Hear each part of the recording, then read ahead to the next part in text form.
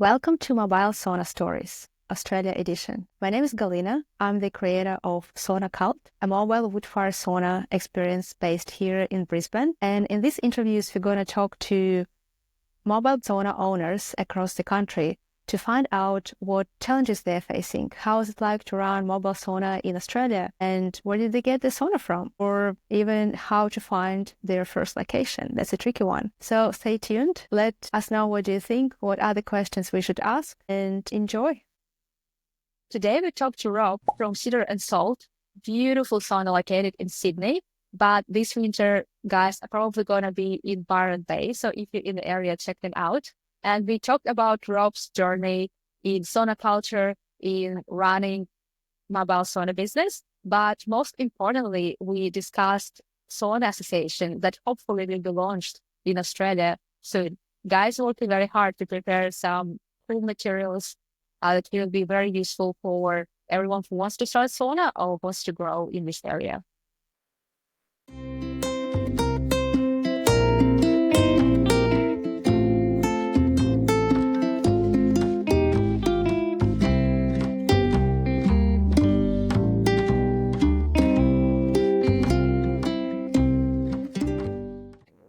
So how are you? How was your day?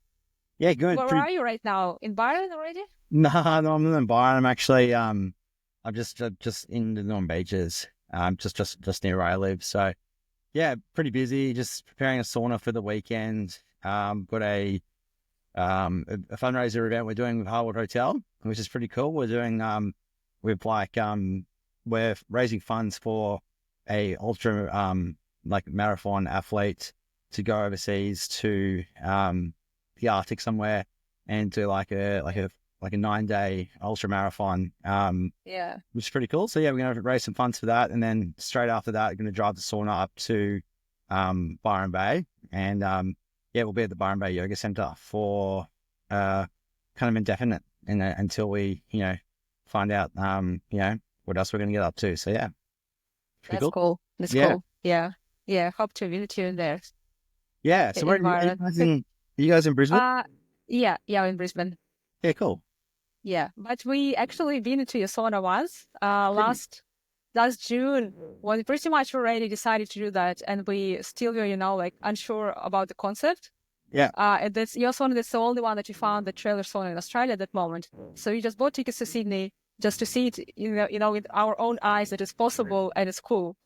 Oh wow! Thank you. So we've been on quarantine station. Yeah, that was a really cool special location there.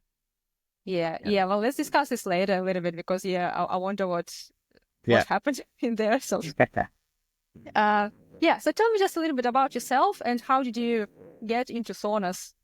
Yeah, well, I guess about myself, I'm from obviously Australian. I spent 12, 15 years overseas. A lot of that time I spent in Northern Europe, and I was working on some yachts. So yeah, I'd always kind of traveled between countries and spaces, and then I found myself living in Amsterdam for a year on a big rebuild for a super yacht. And when I was there, I got ingrained in the sauna culture in Northern Europe, and it was amazing, incredible, nothing I've ever experienced before. And so I just had I just loved it. And then when I left that job, came back to Australia during COVID, I was trying to find good saunas and really couldn't find any good saunas. All the saunas in Australia are in gyms, or in change rooms, and it's very performance driven and performance based, and they're kind of, the whole experience is pretty sterile. So I was I'm gonna try and create that experience from overseas and bring it to Australia and kind of make kind of a cool sauna experience. And then I was thinking about ways how I could do that. And then my initial plan was to do a sauna boat in Sydney, and that's still on the cards, but just a lot of money to kind of set up and get running. But before I'll jump into the trail sauna business to see how that would go. And then I met these through a friend of a friend. I got introduced to the Sauna Project, who are New Zealand, and So when I was over in New Zealand visiting him, we went and tried out one of their saunas in Mount Maunganui, and I was like, this is it. This is like exactly like the stepping stone I need to kind of, you know, before I build a sauna boat, try the trail sauna business model first and see how that would work. And then, so like I just threw all my life savings at purchasing a sauna from the sauna project in New Zealand, and I threw it on a ship, shipped it across the sea, and went to Sydney, and then I've had like a crazy whirlwind of experience between having it arrive, trying to get it registered, and then just going through all the council hurdles. So it's been it's been a really tough like 18 months, trying to get the business up and running. I'm sure that you had some, similar experiences yourself. Yeah. Well, it's super tough.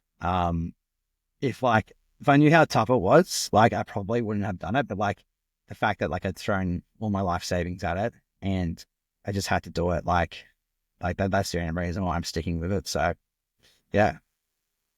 That's interesting that you mentioned that, because that's one of my questions. Like, if knowing that right now, would you do it again? Like, would you tell your past yourself to do it again or not? I don't know. Like, I feel like if I was going to do it again, probably not. I would have I think it was just it's just still like I don't even have a permanent site after 18 months of trying religiously, So, it's, if I was going to do it again, would I do it? Probably not. But now I'm super and fully invested in it, that I have to keep pushing forward. Otherwise, it's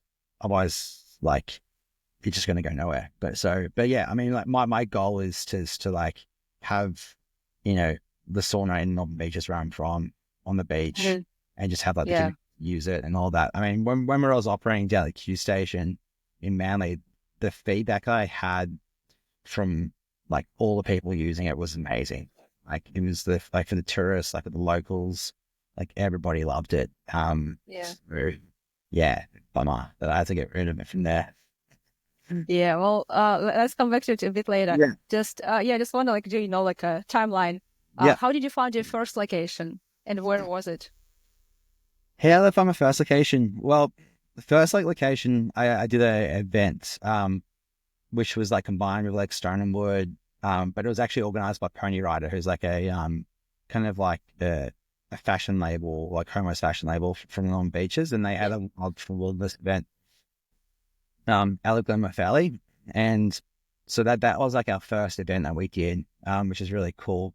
We did a collaboration with Sisu, which is a wellness drink, and we did ice baths, so we did contrast therapy out like in the water, which is really cool. Like, so they could use like the sauna and jump in the river, which was incredible.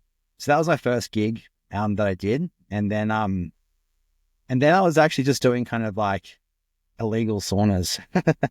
So pirate saunas, yeah. So just but like I can't incriminate myself because it wasn't for commercial purposes at all. No.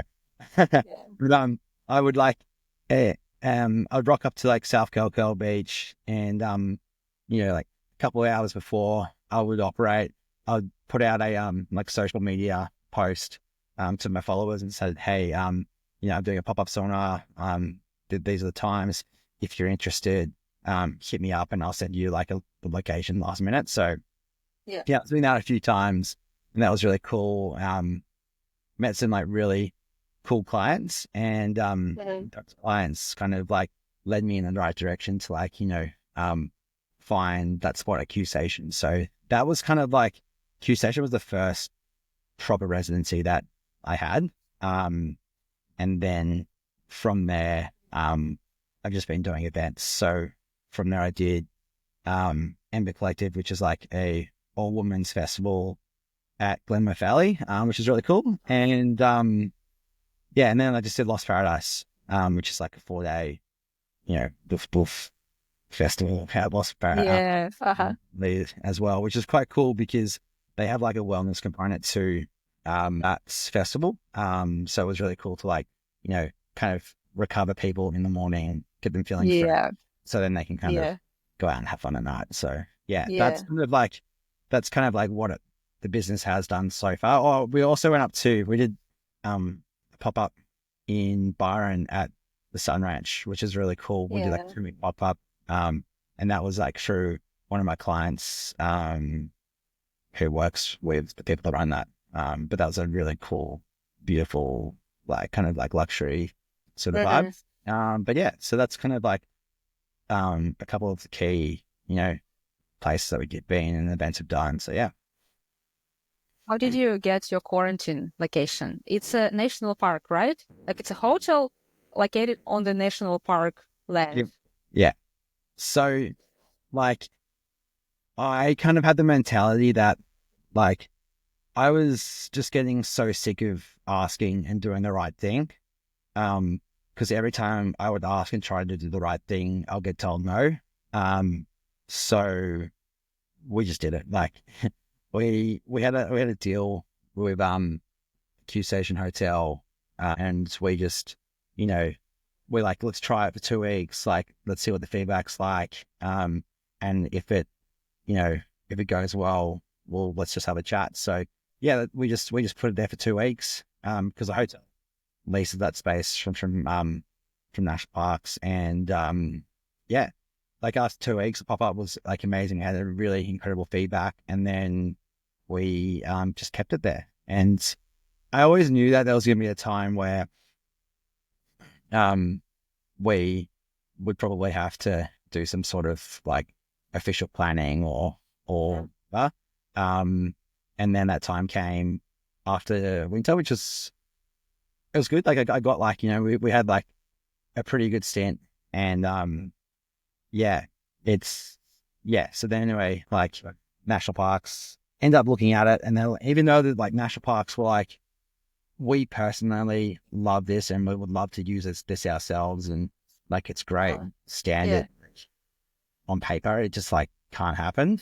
And it's a Mhm. shame. It's like um it's like a brand new activity, and like there's all these policies that are written, but when something new comes in, like that Yeah. activity hasn't been regulated yet. So they were like couldn't see how it would fit in with the existing policies. So the problem was that it's wood-fired sauna or just sauna in general?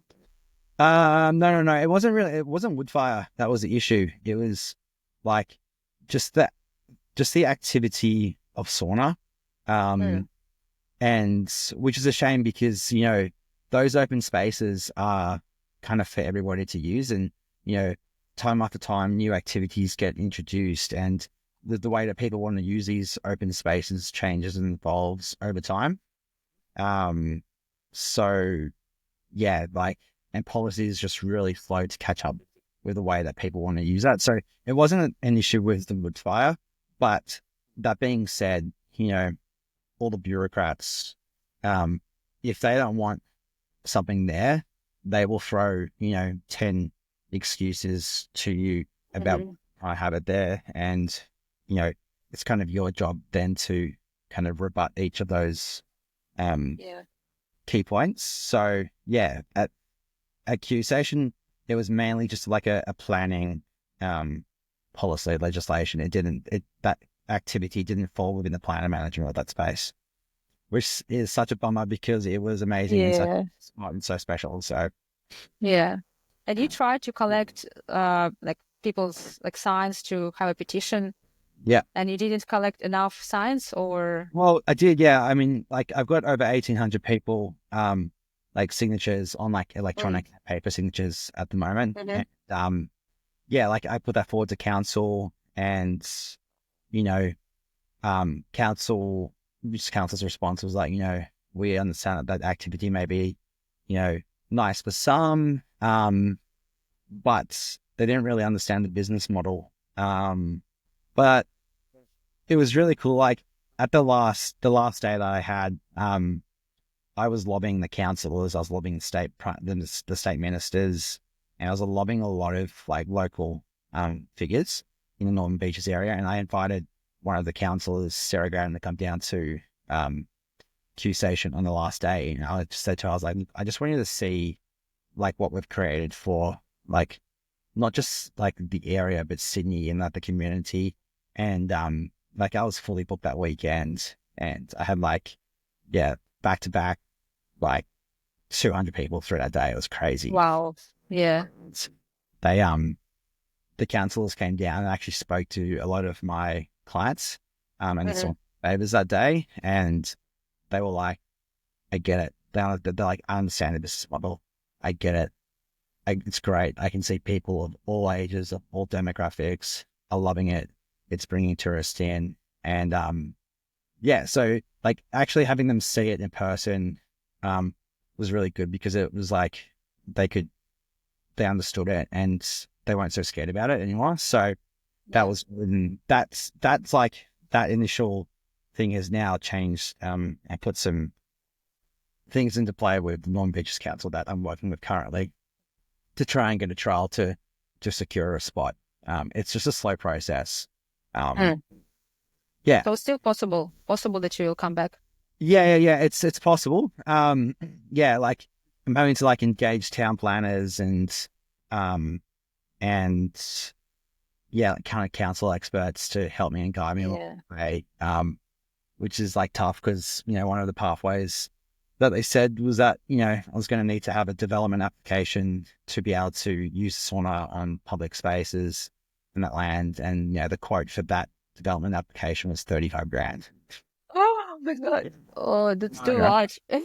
No. And I was like, that's crazy. It was a small business. I'm a small sauna. Like I'm in a multinational company. I was like, exactly. They just want the same benefits as like, a mobile pizza wood fire pizza truck. Yeah. That's ridiculous. Yeah. So that's kind of my experience. Yeah. It's so annoying because it's so much like health benefits for society. Absolutely. Like all mental and bodily health. It's not just you making money and trying to be greedy, like businessman. Yeah. It's so good for people. And it's so hard to explain to city councils that it's everyone's favor. It's just very, very like light, bright, kind business. Yeah, it's crazy. Like, I mean, just being able to have that, like a wood fire sauna, especially because in Sydney alone, there's no wood fire saunas, and it's a way different heat, and just that experience. But like having a sauna out in nature and being with the green, with the water, and with the trees, like I was like a couple of the days, like there was whales at the front of my house. Wow. And they were coming in. There was a mother and a cub just swimming around, and we get dolphins every day, seals, and like all sorts of life. It was like such a special location, and like being able to like share that experience with people. And like a lot of people, like that was like their first sauna experience, and then they're like, "Wow, I love it! Like, how do we do more of this?" And So I mean, my whole ethos of the business is like I want to do sauna in wild locations. Like I don't want to just do sauna in gyms. For me, that's just what sauna is about. And when we were there, you had staff running sauna sessions. Yeah. So you pretty much hired somebody straight away, or at first you're running sauna yourself? Yeah. How's it happening? Well, it's really tough because it's just not, it wasn't stable income. So I was having to run a second full-time job at the same time while like raising a small, like a young boy as well. So yeah, I had my dad helped me out for the first couple of weeks. And then organically I ended up just having clients come to me and say, hey, look, I've got, free spare time. Like I'd love to work at the sauna. So yeah, staff just kind of came organically, and it was really cool because, they were friends or sauna users, and they just loved it. So yeah, it was just really easy to kind of like find staff and find good staff just to run the business. So yeah. So it wasn't like stressful for you.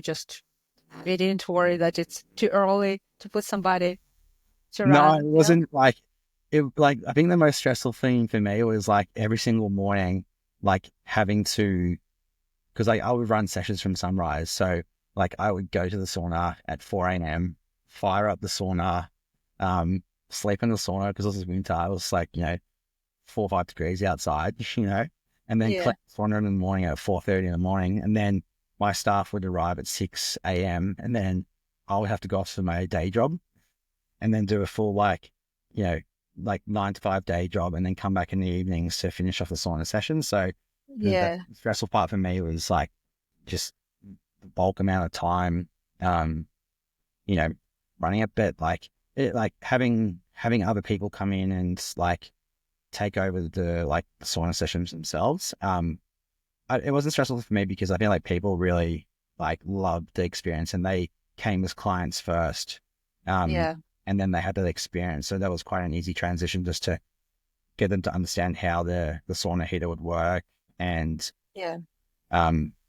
we'd kind of do like a small little, like not a full hour course, but like each time, clients will come in, would have like our sauna attendant would put the water in the rocks. We usually have like essential oils in our water as well, whether it was like eucalyptus or some oils that I would import from Finland, and then they'll introduce the water to the rocks to create the lulu, and then they would do like a little tower thing to push that lulu Yeah. around. Yeah. Yeah. Yeah. Yeah. Like this. Yeah.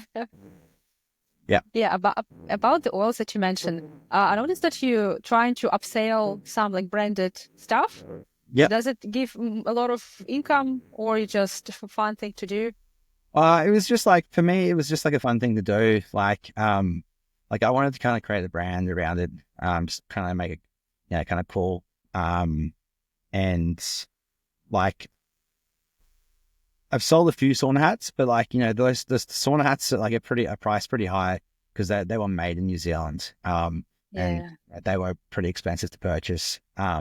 And then like there's a few hats and all that. There's water bottles, and all of that. So yeah, that was kind of fun just to do that. I don't really have like huge sales in that, but it's, I feel like if you had a brick and mortar place, that way you could have those products on display all the time. Yeah. Be a lot easier to sell, but like having like a trailer business where you're exposed to the weather, setting up is just like, it's just so much admin and punishment. So yeah, I feel like Yeah. it's a bit tough. Yeah. But hats do look cool. Yes. Yeah. We saw them on Instagram. They're like, look nice. Yeah. They're so long as well. They're like so covering your eyes almost. I know. Like, so I end up following mine up, and actually I've got a few on the car right now. So I always keep a sauna hat. Yeah. Always ready Always ready. Yeah. for sauna. How many times you go into sauna, by the way, per week? Like, don't ask me now because like I'm just so busy right now that like I'll be really bad, and I don't have a sauna running. So like, right now I'm not going very much. But when I was operating down at Q Station, I was going to the sauna every day, and it was really cool. Like, I'd get into the sauna as well and just like have chats with like the clients, which is really cool. And then like our sauna was like very social, so like it wasn't. We didn't really have silent times or anything like that. It was all about like just enjoying that experience, chatting to people, finding out, where they're from and like how they hear about it. Do you move to Byron Bay for this winter, or you'll hire somebody to run sauna sessions? So like I'm just hiring like people up there to run it. So yeah, it's going to the Byron Bay Yoga Center, and we'll be there from this weekend, and then officially running it from the following weekend. But a lot of the staff at the center kind of live there, or they are kind of like transient people. So I'll be like looking at hiring a few of those contractors to run the sauna there. So we're going to do a training session this weekend at Byron Bay on Sunday, which is pretty cool. And then I'll go up there for the main weekend, and I'll probably fly up quite regularly to just check on it and it's remotely. But yeah, that's a tough thing about having a business and then having to like actually have income as well. You have to can't really get a job just yet. That's what I was thinking. I was thinking that you like 20 years old boy, like just traveling with your sauna around Australia, going to Byron Bay all the time. I was like, wow, this good life. Just deciding to live in Byron Bay for a few months and then go back to Sydney. No, I wish it was like that. Like that would have been a really cool way to like travel and just like live around Australia. Just hook up a sauna cruise. But yeah. I mean, funny story, like on the last trip down from Byron back to Sydney, I bought the sauna down through Crescent Head and when I was at Crescent, like all my friends were there and we were going camping, and then I was like, well, I'll just put it in Crescent at like the Lighthouse Beach, and like I'll just do like ghost saunas, you know, like pirate saunas sessions. And I parked it there, and within 1 hour, I had a call from the council, and yeah, and they're like, you got to move the sauna. I'm like, how have you guys like caught on so quickly? I couldn't understand it. It was great. And then yeah. Did you try to run the sauna only for your friends, or you try to charge just tourists as well? No, like I didn't even run the sauna. I literally had just parked it there to take a photo, and like the national parks are on me so quickly that they were like, wow, you got to get out. And I was like, yeah. That's fast. Yeah. That's very efficient. Yeah. I was like, well, you guys are really good at your job. We were thinking the same. We were like, well, if we just run sauna for our friends, it's not commercial activity. Can we just like park somewhere next to the beach and do that? Or not really? I also don't understand. I did that a few, like I've done that heaps down at like Dorm beaches. Like I'll just pull up and fire up a sauna for myself, and you know, people were like, I'm like, yeah, I'm just having a sauna for my friends. And then like they're like, sick, that's cool, I like that. You know, but the issue is when it turns commercial, then it's like, yeah, completely different, you know? That's the question. Do you have anything at all you regret spending money on? Anything that you've done like in your business that you think like, that was a waste of money? Well, like I've got a second sauna being built right now, and yeah, and that's like half built. So, and then the business stopped running during like when we lost the spot at Q Station. So it's not I regret that decision, but it's just like sitting there doing nothing, costing me money. And yeah, so that for me is like as like a new business owner, like should I have invested in a second sauna so quickly when I didn't get a guaranteed spot, you know? And I think that would be my advice for anybody who's like going to get into this, you know, and throw a big investment at it, because it is a big investment, you know, especially if you're buying it and you're not a builder and you don't have like, you know, you don't have like the skills to do it, you know, like I definitely try and secure a spot before you throw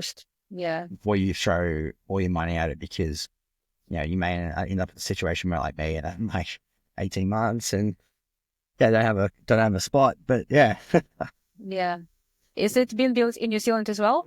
No, I'm building it in Australia. Yeah. So yeah, I'm working with a lot of key, I'm just kind of piecing it together from a key, couple of businesses. And yeah, there's like, cause like when I looked at the shipping to get it over from New Zealand, it was pretty expensive, and their prices have gone up as well. So for me, it wasn't cost effective to bring that one over from New Zealand. Even though I love their product, it's really cool, and I really want to support those guys at the Sauna Project because they're awesome. Yeah, just a bunch of great guys, and their saunas are super cool. So, but yeah, it's like I just couldn't justify throwing $15,000 on shipping, you know. $15,000. Wow, that's on top. Yeah. So you found some local builders. Yeah, I found local builders, but I've done all the designs myself based on, you know, Finnish standards and in consultation with a lot of people. Yeah, and kind of using mine as like a test case to see what worked, what didn't work, what I could do. Yeah, the second sauna is going to be much bigger. I've imported a heater from Finland as well. So Carvia or no, I got it. It's going to be an Iki class. Oh. Yeah, it's beautiful wood heater. So I think More it's beautiful than home? sorry. More beautiful than home? Yeah, I think it is actually. Yeah? Yeah. But that's like still in like all the boxes. Like I haven't even unpacked it because Yeah. that's just sitting there kind of half finished. So yeah. Yeah. Is it hard to import such a big thing from Europe? Or you just paying shipping and some tax probably? Yeah, I had to pay duty, Yeah. and yeah, shipping. It wasn't terribly expensive. Actually, sorry, it wasn't terribly hard to do. The shipping Yeah. was pretty expensive, but yeah, it was. I felt like the next sauna that I wanted to do, I really wanted to like do it like properly, Properly. like with like finished products, and you know, Yeah. and yeah, so that's kind of why I chose that heater. And plus, it was like I didn't know anybody in Australia that had that heater, and I thought it was pretty cool. So yeah, Yeah. Yeah, it is very hard to find. It took me like 2 months to get our heater, like home heater, because yeah, it's only a few companies in Australia for selling them. And for uh, some reason, they just, it was so hard to get invoice from them because I feel like they may be working with bigger businesses yeah, and they just like either didn't reply to my emails or I was calling them every day and they were telling yeah, me, yeah, we're going to prepare invoice tomorrow, yeah, tomorrow. And we just gave up. We just drove to their Sunshine Coast office and collected the heater ourselves because it was impossible to yeah. organize the shipping Was for some is reason. like is yours electric or is it wood fire? Wood fire, wood fire. Oh, sweet. Do you have any problems or fails with sauna running sessions or I don't know, something that you faced during running this business? Any Except problem? location. Yeah. Oh, um, I had to like. It was really interesting. Like, well, one like the amount of lost property that you collect is insane. Oh, that's interesting. Yes, I never thought I'd be dealing with lost property, but like having to deal with lost property was something that I wasn't expecting to deal with. But also just like I guess there's a lot of people. I think it was like kind of also managing a lot of people's kind of expectations as well. The Russians like really, really like want it like super, super hot. Yeah. Whereas like a lot of people who are just like entry level Swanee would prefer it kind of mild. So it was just trying to cater to a wide kind of experience of people. And I guess like a challenge for me was because there was like I had a lot of people going through it all the time. Was trying to maintain a really like high temperature. It was really, really tough. Because like the door would open quite a lot. Yeah.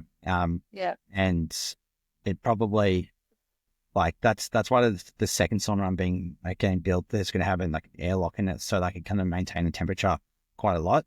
So for me, that was like really tough to kind of manage during winter.